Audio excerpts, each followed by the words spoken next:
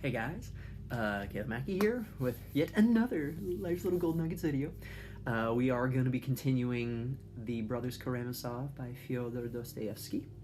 And oh yeah, I just was like, you know what, let me go on ahead and just do another one because the other one was really cool, but then after I read that quote that I did for yesterday's video, I was like, oh my gosh, well, what if I just went on ahead and read through the other ones that I'd recorded, and another one struck out really well that I was like, oh my gosh, as a therapist, this speaks volumes. And I also had just read a recent book that kind of also backs up this specific quote. So we might kind of tie both in today. But first, we'll start with Dostoevsky in The Brothers Karamazov. And the quote that we're going to be focusing on today is when we talk about, "Didst thou forget, man prefers peace and even death to freedom of choice in the knowledge of good and evil." Yes, it's something that I, as a child growing up, we always want more freedom for ourselves to choose and to decide. And then as I become an adult, as I've learned to be a therapist and all the stuff that's going on there, I realized, oh my gosh, freedom is so complicated. It's so difficult. And, that actually makes me think of another possible reference to another book that might come in later. But talking about what's going on, that, this idea that we prefer peace or even death to freedom of choice in the knowledge of good and evil. And that actually speaks a lot of volumes, because if we realize how important every single decision that we make is, then the freedom to make each of those decisions becomes really challenging. And for some people, it leads to anxiety paralysis. For some people, it leads to kind of hopelessness, pessimism, or depression. It just depends on how it affects you. But the reason why that stuck out so much to me was just recently I had finished listening to an audiobook about Irvin Yalom's existential psychotherapy book. And oh my gosh, as soon as I was listening to it, it made me think about this quote.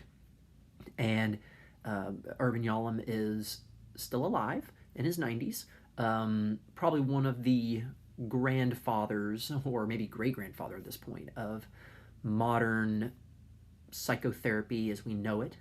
And he's written many, many, many books. But I had just listened to a new made edition of his existential psychotherapy as an audiobook. And I was like, oh my gosh, yes! So I checked it out. It was really well detailed. I kind of got lost a few times because, he can cover a lot of stuff in one book, and it was many hours long. But it talked a lot about the idea of choice and meaning behind the choices that we make. Plus, also recognizing that in the face of all those decisions, existentialism, of course, focuses a lot on the idea of we are going to die. It is inevitable. So, if we're going to do that, it's finding meaning in the life that we do choose to live.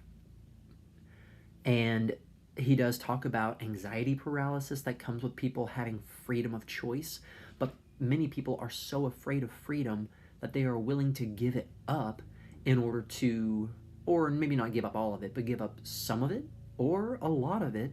For some, it could even be all of it, in order to kind of find peace within themselves, because they're so afraid of making decisions on their own. And that really struck out when I read that quote, and I was like, oh my gosh, that reminds me of existential psychotherapy. It actually also reminds me of a previous video that I did about Lisa Feldman Barrett, and she wrote 2 books that I talked about, and one of them was 7.5 Lessons About the Brain. And one of the favorite quotes that I have from specifically that book is the idea about how we need to realize that the freedom to choose comes at a cost for being responsible for the choices that we make and how it affects the world around us. A lot of times we think, you live your life, I live mine, we'll be good. I cannot agree with that, because of how interconnected our world is, because of how strong the ties are that bind one human to another, or a group of humans together, or systems of groups of people together, we are going to affect each other with pretty much every decision that we make, especially the closer that you are.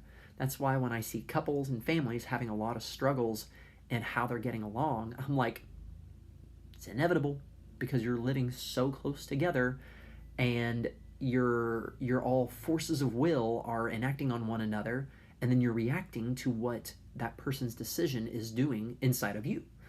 But even though it is your reaction, it's not just that person's behavior that's the problem. And that's the hard part of fine-tuning, splicing, and kind of helping people say, recognize your own reactions to someone else's behaviors, but recognize too that yes, the power that we have to influence other people cannot be understated.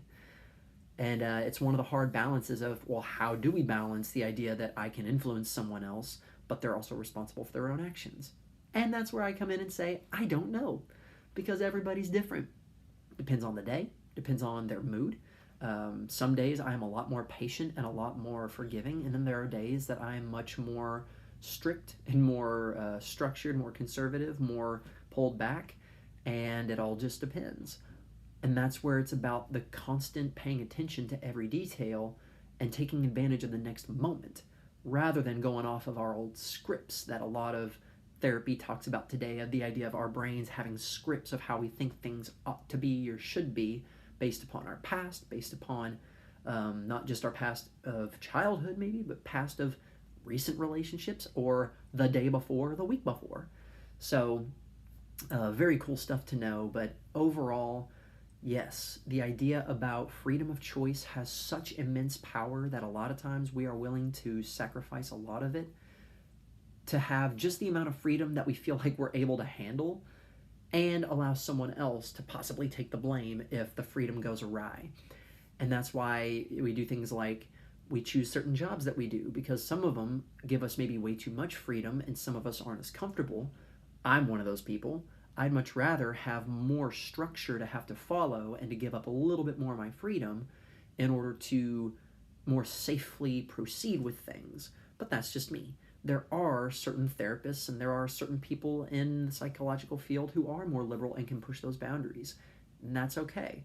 I believe both are needed. You don't want to always fall just on the traditions of the past, or else you're going to lose sight of anything to grow. But you don't want to always grow so much that you outgrow everything and you don't know where the actual roots are. But I digress. The idea that, yes, didst thou forget man prefers peace and even death to freedom of choice in the knowledge of good and evil. Very deep stuff from Dostoevsky, supported from evidence by Irvin Yalom, so I highly recommend. As I said, check out Fyodor Dostoevsky's The Brothers Karamazov book, audio especially, because it's different from when you read it than when you listen to it. Also, that's just my learning personality, but if you want to read it, go ahead. Also, check out Irvin Yalom's Existential Psychotherapy to understand the idea about freedom, death, meaninglessness, and choice. Also, Lisa Feldman Barrett, I recommended her before, but I'll recommend her again, just because I already brought her up. So yeah, just a lot of good things to show the idea of, remember that the power to choose is immense, and recognize that freedom has a cost. And sometimes know what you're willing to risk for freedom, and be okay with knowing what can I not give up in order to have that freedom of choice. Because you do both. Other than that, thanks so much for joining me on this video today. I hope you found something helpful here, but hopefully this just inspires you to say, all right, well, how can I use my freedom to make the next right choice? All right, well, thank you so much, guys, and can't wait for the next video. You all take care.